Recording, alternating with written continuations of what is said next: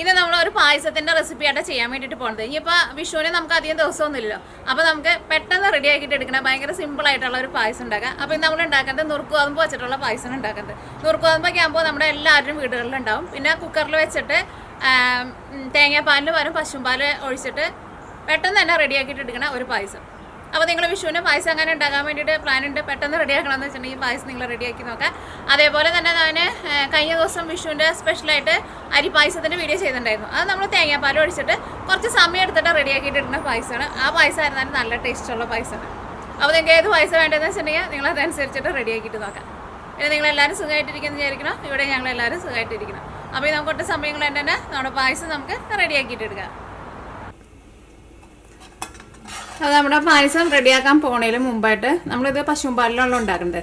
അപ്പോൾ പാല് ഞാനിവിടെ തിളപ്പിക്കാൻ വേണ്ടിയിട്ട് വെച്ചിട്ടുണ്ട്. ഇത് ഓൾറെഡി നമ്മുടെ പാല് തിളച്ചിട്ടുണ്ട്. ഇനി എന്താ ഞാൻ ചെയ്യണമെന്ന് വെച്ചിട്ടുണ്ടെങ്കിൽ ഒരു ലോ ഫ്ലെയിമിൽ ഇട്ട് വെക്കാം കേട്ടോ.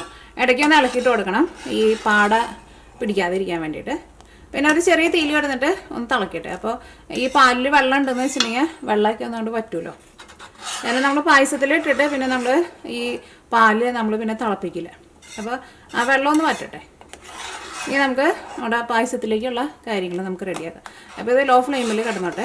നമ്മൾ പായസം റെഡിയാക്കാൻ വേണ്ടിയിട്ട് പോകണം. അപ്പോൾ ഞാനിവിടെ ഒരു ഗ്ലാസ് നുറുക്ക് ഗോതമ്പ് എടുത്തിട്ടുണ്ട്. ഈ ഗോതമ്പ് നിങ്ങൾ ഫസ്റ്റ് നന്നായിട്ടൊന്ന് കഴുകിയിട്ട് വേണം എടുക്കാൻ വേണ്ടിയിട്ട്. ഞാനൊന്ന് കഴുകിയിട്ട് ഒന്ന് വെള്ളം കളഞ്ഞിട്ടാണ് എടുത്തത്. ഒന്ന് ജസ്റ്റ് ഒരു ടവലിലിട്ടിട്ടുണ്ടെന്ന് വെച്ചിട്ടുണ്ടെങ്കിൽ വെള്ളം പെട്ടെന്ന് പൊക്കോളും. അത് വെള്ളത്തിലിട്ടിട്ട് കുതിർത്തണ്ട കേട്ടോ. ഇനി നമുക്ക് തീ ഓണാക്കാം.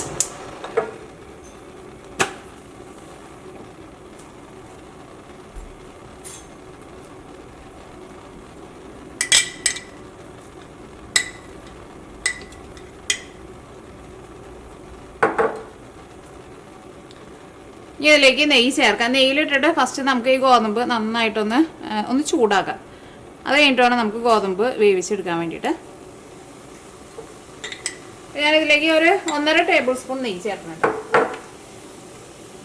നെയ്യിലിട്ടിട്ട് ഒന്ന് നന്നായിട്ടൊന്ന് ചൂടാക്കാം. ഒന്ന് ചെറുതായിട്ട് ഇങ്ങനെ ഒന്ന് മൊരിച്ച പോലെ എടുക്കുക. ഭയങ്കരമായിട്ട് ഇങ്ങനെ മൊരിയണ്ട, ഒന്ന് നന്നായിട്ടൊന്ന് കളർ മാറിയിട്ട് വരാം.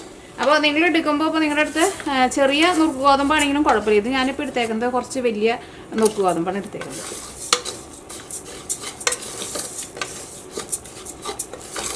അത് വലുതാവുമ്പോൾ നമുക്ക് വേവാൻ വേണ്ടിയിട്ട് കുറച്ച് സമയം കൂടുതൽ വരും.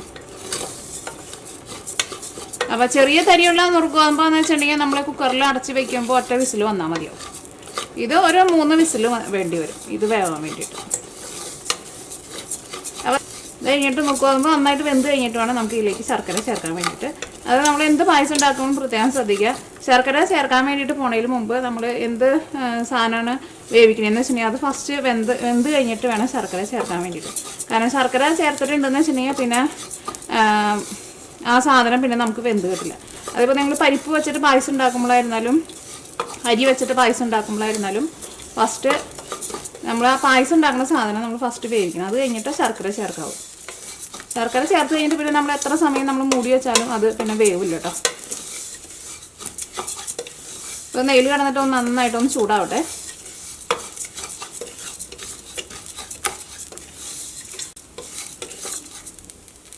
അങ്ങനെ ചെറുതായിട്ട് ഒരു മുരിയണ സൗണ്ട് കേൾക്കുന്നുണ്ട്. ഒന്നും കൂടി നന്നായിട്ടൊന്ന് മുരിഞ്ഞോട്ടെ.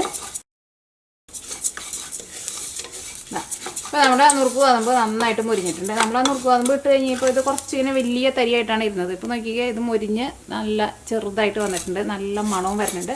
ചെറുതായിട്ട് ഇങ്ങനെ കടുക് പൊട്ടണ പോലെ ചെറുതായിട്ട് ഇങ്ങനെ ഒരു സൗണ്ടും വരുന്നുണ്ട്. അത് നുറുക്ക് ഗോതമ്പ് മുരിയണ സൗണ്ടാണ്. ഇതേപോലെ നന്നായിട്ട് നെയ്യിലിട്ടിട്ട് മുരിയിച്ച് കഴിഞ്ഞിട്ട് വേണം ഇനി നമുക്ക് ഇതിലേക്ക് ഗോതമ്പ് വേവിക്കാൻ വേണ്ടിയിട്ട് വെള്ളം ചേർക്കാം. ഞാനിതിലേക്ക് ഒരു 3 ഗ്ലാസ് വെള്ളം ചേർത്തിട്ട് കുക്കർ അടച്ച് വെച്ചിട്ട് കുക്കറിൻ്റെ ഉള്ളിൽ നിന്ന് ഇതിപ്പോൾ വലിയ നുറുക്ക് ഗോതമ്പായതുകൊണ്ട് ഞാൻ നേരത്തെ പറഞ്ഞ പോലെ നമുക്ക് കുക്കറിൽ നിന്ന് ഒരു 3 വിസിൽ വരണം. ചെറിയ തരി ഉള്ളതെന്ന് വെച്ചിട്ടുണ്ടെങ്കിൽ കുക്കറിൽ നിന്ന് ഒറ്റ വിസിൽ വന്നാൽ മതി. അങ്ങനെ നിങ്ങൾ കുക്കർ തുറന്ന് നോക്കിയിട്ട് ഗോതമ്പ് വെന്തിട്ടില്ല എന്ന് വെച്ചിട്ടുണ്ടെങ്കിൽ നിങ്ങൾ അതനുസരിച്ചിട്ട് ഇതിലേക്ക് നല്ല തിളച്ച വെള്ളം ചേർത്തിട്ട് മൂടി വെച്ചിട്ട് ഫസ്റ്റ് ഗോതമ്പ് വേവിച്ചിട്ടിടണം. കാരണം നമ്മൾ പലരും എടുക്കുന്ന ഗോതമ്പിൽ ചിലപ്പോൾ വലിപ്പത്തിലൊക്കെ ചെറിയ വ്യത്യാസം ഉണ്ടാവും. അപ്പോൾ വേവാൻ വേണ്ടിയിട്ട് ചിലപ്പോൾ എങ്ങാനും സമയ വ്യത്യാസം ഉണ്ടാവും. ഞാനിതിലേക്ക് നമ്മൾ ഗോതമ്പ് എടുത്തിരുന്ന സെയിം ഗ്ലാസ്സിൽ 3 ഗ്ലാസ് വെള്ളമാണ് ചേർക്കുന്നത്.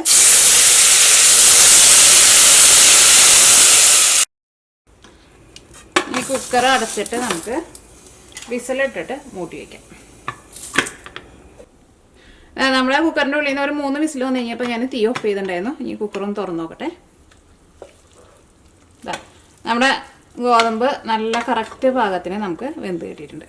പായസത്തിലേക്ക് നമുക്ക് ശർക്കര ചേർക്കാം. ഞാനിവിടെ 250 ഗ്രാം ശർക്കരയാണ് ചേർക്കുന്നത്. പിന്നെ ഒരു കാര്യം പ്രത്യേകം ശ്രദ്ധിക്കുക, ഇത് കല്ലില്ലാത്ത ശർക്കരയാണ്. അപ്പോൾ അതുകൊണ്ട് തന്നെ ഞാൻ സെപ്പറേറ്റ് വെള്ളം ഒഴിച്ചിട്ട് നമ്മൾ ശർക്കര നമ്മൾ അരിച്ചിട്ടല്ലേ നമ്മൾ സാധാരണ ചേർക്കുക. ഇതിപ്പോൾ കല്ലില്ലാത്ത ശർക്കര ആയതുകൊണ്ട് ഞാനങ്ങനെ വെള്ളത്തിലിട്ടിട്ട് അലിയിച്ചിട്ട് അരിക്കാൻ വേണ്ടിയിട്ട് നിൽക്കണില്ല. അപ്പോൾ നിങ്ങൾ എടുക്കുന്ന ശർക്കരയിൽ കല്ലുണ്ടെന്ന് വെച്ചിട്ടുണ്ടെങ്കിൽ നിങ്ങളതിലേക്ക് ഒരു 1/2 ഗ്ലാസ് വെള്ളം ഒഴിച്ചിട്ട് ശർക്കര ഫസ്റ്റ് മെൽറ്റാക്കിയിട്ട് അരിച്ചിട്ട് വേണം പായസത്തിലേക്ക് ചേർക്കാൻ വേണ്ടിയിട്ട്. അപ്പോൾ ഞാനിവിടെ 250 ഗ്രാം ശർക്കരയാണ് എടുത്തേക്കുന്നത്. ഈ ശർക്കര നമുക്ക് ഇതിലേക്ക് ചേർക്കാം. അപ്പോൾ പ്രത്യേകം ശ്രദ്ധിക്കുക, ഗോതമ്പ് ശരിക്കും വെന്ത് കഴിഞ്ഞിട്ട് വേണം ശർക്കര ചേർക്കാൻ വേണ്ടിയിട്ട്. ഇനി ഈ ശർക്കരയിൽ കിടന്നിട്ട് നമ്മുടെ ഈ ഗോതമ്പ് ഒന്ന് നന്നായിട്ടൊന്ന് വരട്ടിയിട്ട് എടുക്കണം. അപ്പോൾ നമ്മളിപ്പോൾ വെള്ളമായിട്ടാണ് ശർക്കര ചേർക്കണമെന്ന് വെച്ചിട്ടുണ്ടെങ്കിൽ കുറച്ചും കൂടിയും ഒരു ലിക്വിഡായിട്ട് ഇങ്ങനെ ഇരിക്കുമല്ലോ, കുറച്ചും കൂടി ഒരു വാട്ടറി ആയിട്ടിരിക്കും, അതും കുഴപ്പമില്ല. അപ്പോൾ നമ്മളത് നന്നായിട്ട് ഇങ്ങനെ ഇളക്കി നമ്മുടെ ഈ ഗോതമ്പ് നല്ല വറ്റിച്ചിട്ട് എടുക്കണം.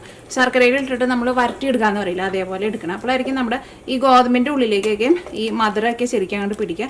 നമ്മുടെ പായസം കഴിക്കുമ്പോഴായിരുന്നാലും കഴിക്കാൻ വേണ്ടിയിട്ട് നല്ല ടേസ്റ്റ് ഉണ്ടാവുക. ഇതിലേക്ക് നമുക്ക് ടേസ്റ്റിന് വേണ്ടിയിട്ട് ഏലക്കായയും ചേർക്കണം, ചെറിയ ജീരകവും ചേർക്കണം, ചുക്കും ചേർക്കണം. അത് നമുക്ക് ഇപ്പോൾ തന്നെ ചേർക്കാം. ചെറിയ ജീരകം പൊടിച്ചത് ഞാനിവിടെ ഒരു 1/2 ടേബിൾ സ്പൂണാണ് ചേർക്കുന്നത്. പിന്നെ ചുക്ക് പൊടിച്ചത് അത് ഞാനിവിടെ ഒരു 1/4 ടേബിൾ സ്പൂണേക്കാളും കുറച്ച് കൂടുതൽ ചേർക്കുന്നുണ്ട്. പിന്നെ ഏലക്കായ പൊടിച്ചത്. ഇതെല്ലാം ഈ പൊടികളെല്ലാവരും നമ്മുടെ ടേസ്റ്റിനനുസരിച്ചിട്ട് നമുക്ക് ചേർത്ത് കൊടുക്കുക. കാരണം ഒന്നിനും അങ്ങനെ കറക്റ്റ് ഇത്രയ്ക്ക് അളവൊന്നുമില്ല. നിങ്ങൾ ഫസ്റ്റ് ചേർത്ത് കഴിഞ്ഞിട്ട് എല്ലാം കൂടിയിട്ട് മിക്സ് ചെയ്ത് കഴിഞ്ഞിട്ട് പിന്നെ നിങ്ങൾക്ക് ടേസ്റ്റ് നോക്കിയിട്ട് കുറച്ചുകൂടി വേണമെന്ന് വെച്ചിട്ടുണ്ടെങ്കിൽ അതനുസരിച്ചിട്ട് പായസത്തിൻ്റെ അവസാനം ചേർത്താലും കുഴപ്പമില്ല.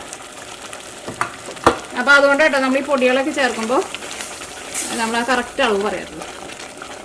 പൊടികളൊക്കെയാണ് ചേർത്ത് കഴിഞ്ഞപ്പോൾ നല്ല മണം വരുന്നുണ്ട്. പിന്നെ നമ്മുടെ ശർക്കര ആയിരുന്നാലും നല്ല കറുത്ത കളറായിരുന്നു. അപ്പോൾ അതുകൊണ്ട് തന്നെ ഈ ശർക്കര ആയിരുന്നാലും ഞാൻ കഴിഞ്ഞ ദിവസം വിഷു സ്പെഷ്യലായിട്ട് നമ്മുടെ അരിപ്പായസത്തിൻ്റെ വീഡിയോ ചെയ്യുന്നുണ്ടായിരുന്നു. അപ്പോൾ ഞാൻ അതിനകത്ത് പറഞ്ഞിട്ടുണ്ടായിരുന്നു, നമ്മൾ ഈ ശർക്കര എടുക്കുമ്പോൾ വെള്ള ശർക്കര എന്ന് വെച്ചിട്ടുണ്ടെങ്കിൽ നമ്മൾ ആ വെള്ള ശർക്കര വെച്ചിട്ട് നമ്മൾ പായസം ഉണ്ടാക്കിയാൽ അത്രയ്ക്ക് ടേസ്റ്റ് ഉണ്ടാവില്ല. ശരിക്കും നല്ല കറുത്ത ശർക്കരയ്ക്കാണ് ടേസ്റ്റ് കൂടുതൽ. അത് വെച്ചിട്ട് പായസം ഉണ്ടാക്കിയാലായിരിക്കും ശരിക്കും നല്ല ടേസ്റ്റ് ഉണ്ടാവുക. വെള്ള ശർക്കരയ്ക്ക് എപ്പോഴും ഒരു വെള്ളത്തിൻ്റെ ഒരു ടേസ്റ്റ് ഉണ്ടാവും. പക്ഷേ കറുത്ത ശർക്കരയ്ക്ക് കുറച്ചും കൂടി നല്ല എന്താ പറയുക, നല്ലൊരു ഗുമ്മുള്ള ഒരു ടേസ്റ്റ് ആയിരിക്കും. അപ്പോൾ നിങ്ങൾ കറുത്ത ശർക്കര കിട്ടാമെന്ന് വെച്ചിട്ടുണ്ടെങ്കിൽ പായസം വയ്ക്കുമ്പോൾ എപ്പോഴും കറുത്ത ശർക്കര വെച്ചിട്ട് പായസം വയ്ക്കാൻ വേണ്ടിയിട്ട് നോക്കാം. ഇപ്പോൾ നമ്മുടെ ഗോതമ്പിലേക്കൊക്കെ ആയിരുന്നാലും നമ്മുടെ ശർക്കര നന്നായിട്ട് പിടിച്ചിട്ടുണ്ട്. നമ്മുടെ ശർക്കരയ്ക്ക് ആയിരുന്നാലും ഗോതമ്പിനൊക്കെ ആയിരുന്നാലും രണ്ടിനും ഏതാണ്ട് സെയിം കളറായിട്ടുണ്ട്. ഇനി നമ്മുടെ പാല് കാച്ചാൻ വേണ്ടിയിട്ട് വെച്ചിട്ടില്ലേ, ആ പാലാണ് നമ്മൾ ഇതിലേക്ക് ചേർക്കാൻ വേണ്ടിയിട്ട് പോകുന്നത്. പാല് ചേർക്കുക. അപ്പോൾ പാല് ചേർക്കണേന് കറക്റ്റ് ഇത്രയ്ക്ക് ഒരളവ് ഞാൻ പറയണില്ല. കാരണം നമ്മുടെ പായസത്തിന് എന്തോരം ചാറ് വേണമെന്ന് വെച്ചിട്ടുണ്ടെങ്കിൽ, എന്തോരം വാട്ടറി ആയിട്ട് ഇരിക്കണമെന്ന് വെച്ചിട്ടുണ്ടെങ്കിൽ അതനുസരിച്ചിട്ട് നമ്മൾ പാല് ചേർത്ത് കൊടുക്കുക. അപ്പോൾ നമുക്ക് കുറച്ച് നല്ല തിക്കായിട്ടിരിക്കുന്ന പായസം വേണമെന്ന് വെച്ചിട്ടുണ്ടെങ്കിൽ അതനുസരിച്ചിട്ട് പാല് ചേർക്കുക. കുറച്ചുകൂടി നല്ല ലൂസായിട്ട് വേണമെന്ന് വെച്ചിട്ടുണ്ടെങ്കിൽ അതനുസരിച്ചിട്ട് ചേർക്കുക.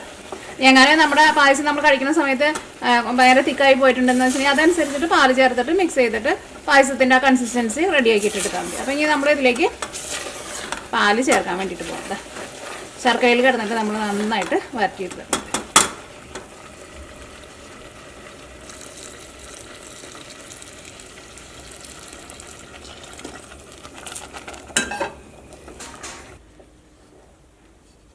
അപ്പോൾ ആ പാലൊഴിച്ച് വഴിക്കാൻ നിങ്ങൾ തീ ഓഫ് ചെയ്തോ. സൈഡിൽ നിന്ന് ചെറുതായിട്ടൊന്ന് തള വരുമ്പോൾ തന്നെ. അല്ലെങ്കിൽ തീ ഓഫ് ചെയ്ത് കഴിഞ്ഞിട്ട് പാല് ചേർത്താലും കുഴപ്പമില്ല. അപ്പോൾ നിങ്ങൾക്ക് തോന്നാണ് പാൽ ഒഴിച്ചിട്ടുണ്ടെങ്കിൽ ചിലപ്പോൾ പിരിഞ്ഞു പോകും, എൻ്റെ പാൽ അത്രയ്ക്ക് ഫ്രഷ് ഇല്ലാന്ന് തോന്നുന്നുണ്ടെന്ന് വെച്ചിട്ടുണ്ടെങ്കിൽ തീ ഓഫ് ചെയ്ത് കഴിഞ്ഞിട്ട് പാൽ ഒഴിച്ചാൽ മതി. കാരണം പാൽ നമ്മൾ ഓൾറെഡി തിളപ്പിച്ച് വെച്ചേക്കുന്നതാണല്ലോ.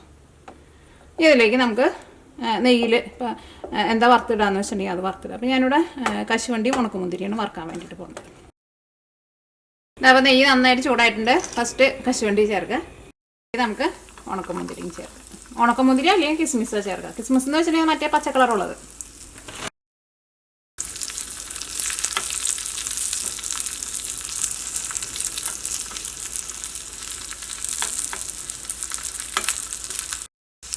ഇത് നമുക്ക് നല്ല ചൂടോട് കൂടിയിട്ട് നമ്മുടെ പായസത്തിലേക്ക് ചേർക്കാം. അപ്പോൾ പായസം ഞാനിവിടെ ഓൾറെഡി വേറൊരു പാത്രത്തിലേക്ക് പകർത്തി വെച്ചിട്ടുണ്ട്.